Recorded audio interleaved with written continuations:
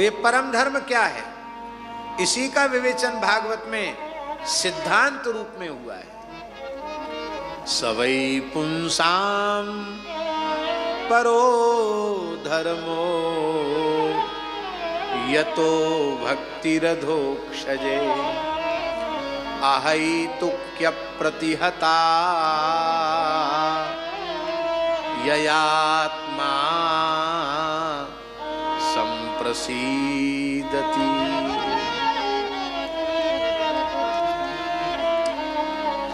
परम धर्म वही है जिसका अनुष्ठान करने से, आचरण करने से भगवान के चरणों में हमारा प्रेम हो जाए।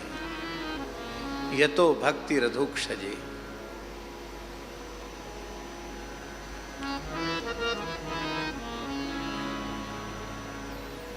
अथो अधोक्षजे का अर्थ जीव गोस्वामी जी ने बहुत सुंदर किया है। विष्णु का वाचक तो है ही अधोक्षज शब्द, पर वो अधोक्षज शब्द का जीव गोस्वामी जी अर्थ कर रहे हैं क्रम संदर्भ टीका में। वे कहते हैं शकट के नीचे शयन करने वाले श्री कृष्ण अधोक्षज। उक्षज जो शकट का चक्र है उसके बीचों बीच जिनका पलना डाल दिया गया, ऐसे अधोक्षज श्री कृष्ण है। अधोक्षज शब्द का अर्थ उन्होंने श्री कृष्ण किया है। श्री कृष्ण के चरणों में प्रेम हो जाए, कैसी प्रेम यया अधोक्षज में भक्ति हो जाए। कैसी भक्ति?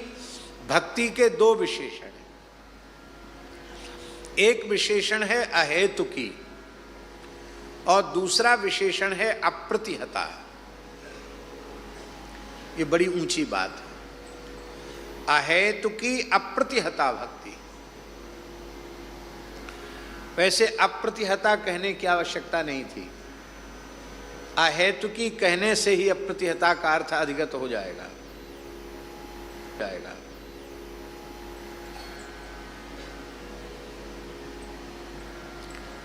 हट जाओ भैया, माइक कैमरा वाले हट जाओ वहां से।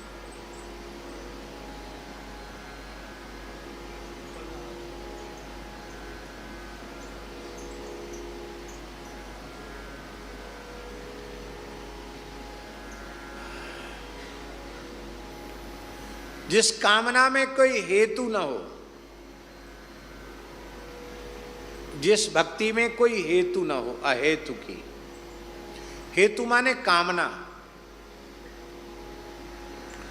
क्योंकि कामना वाली जो भक्ति है वो बाधित हो जाएगी।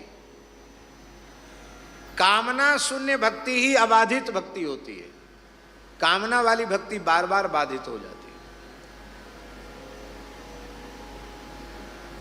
जब तक कामना की पूर्ति नहीं हुई है तब तक भक्ति का अनुष्ठान होगा। भक्ति होगी, कामना की पूर्ति के बाद समाप्त। जैसे किसी को पुत्र नहीं है,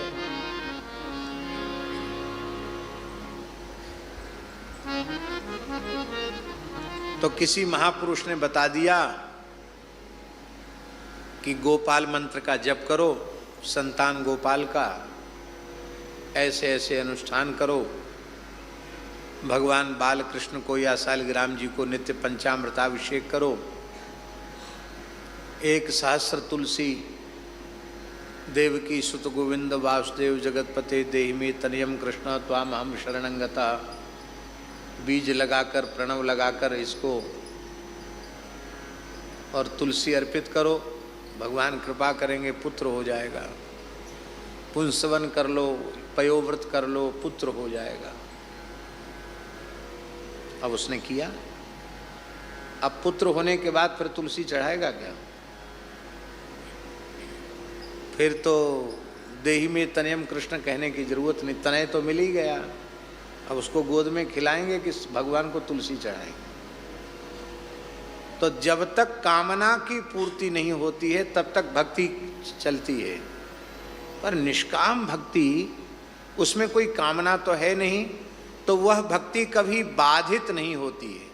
जो अहेतुकी है वो अप्रतिहता है। प्रतिहत माने बाधित होने वाली, अप्रतिहत माने कभी बाधित न होने वाली, कभी बाधित नहीं होती।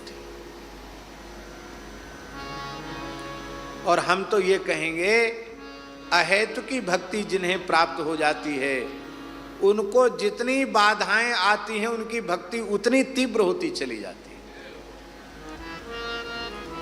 दुष्टन दोष